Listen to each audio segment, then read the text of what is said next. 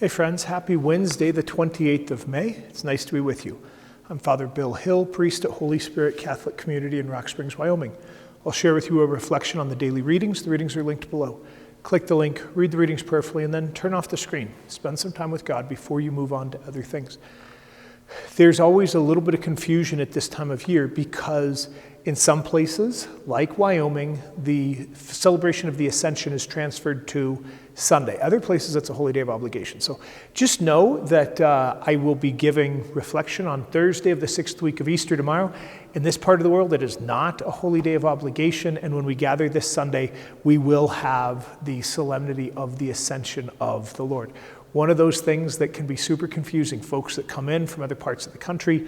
I think many of our Hispanic friends in Mexico, I believe that the Ascension is still celebrated on Thursday. And so it's just one of those delightful places. Everybody thinks that the Catholic Church is super rigid and uniform, and then you find out the crazy diversity that exists. Second invitation, please pray for Deacon Lee Noel. He's going to be ordained at 2 o'clock today at the Cathedral in Cheyenne. I'll hopefully remember to put a link to the live stream below. If you'd like to pray with us and for us, he would definitely be grateful. We have readings from the Acts of the Apostles and from John's Gospel. I really appreciate, maybe more than I have in other years, this sermon from Paul in the Areopagus, in the public worship place, where there are many temples and shrines dedicated to a variety of different gods. And we've caught a few examples in the Acts of the Apostles of perhaps the missionary impulse of Paul and Barnabas towards the Jewish folks.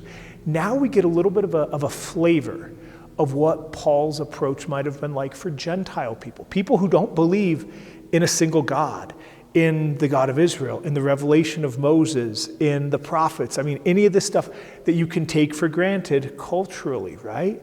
And so instead, Paul tries to appeal to their reason and think about Greek philosophy with Aristotle and Socrates and Plato. And so he speaks to them of an unknown God, and then he proclaims to them this unknown God. He speaks of one of their own poets, right? This God in whom we live and move and have our being. People seem to really be vibing with Paul. Really, you can imagine them nodding their head. The thing to bear in mind is that the Greeks had disdain for the body. And so they just thought that the body was like a meat coffin, basically confining the soul.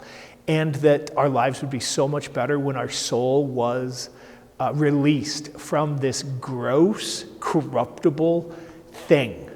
And so they're vibing with Paul until he talks about the resurrection of the body. And then they're like, whoa, what? Why on earth would we want this thing to be resurrected for eternity? Are you insane? No.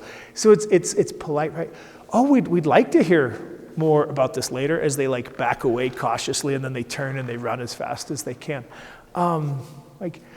Paul gave a good effort. He attempted to find an entry point, but then as he attempted to proclaim Jesus crucified and risen, that was a place that many of their Greek minds could not go. And so we hear that he did have a few folks that were interested, right? Remember the court of the Areopagus, Dionysius, a woman named Damaris, and others who were with them. How do you explain your faith in Jesus? Not to other Christian people, not even to other believers, but to folks that don't have much use for this whole God thing, church thing, organized religion thing. What difference has it made in your life, and how can you describe that to folks who might not believe? The gospel. We continue to hear about the advocate, the Spirit of truth, the Holy Spirit, right?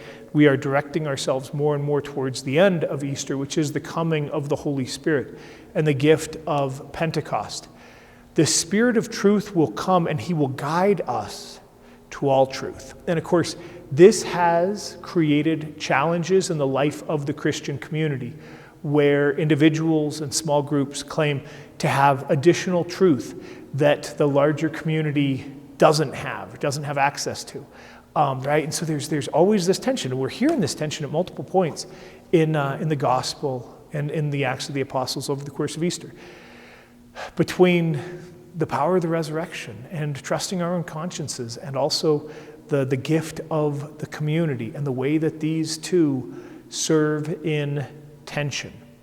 How have you been guided by the Spirit of truth? How has the Spirit of truth changed your life? That would be one place to pray. Another place to pray might be the question, where have you needed to allow the Spirit in the entire community to help guide you, to give you some restraints, some guardrails, some challenge? Always it's that tension, that both and, of the individual experience of the Spirit and also the community, the big church experience of the Spirit. And ultimately, maybe you just spend a little bit more time praying, like, come, Holy Spirit, come, Spirit of truth, guide me and guide the church in your paths.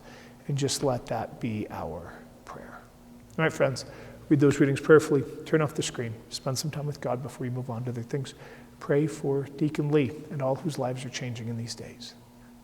God bless you all. Pray for folks having a hard time.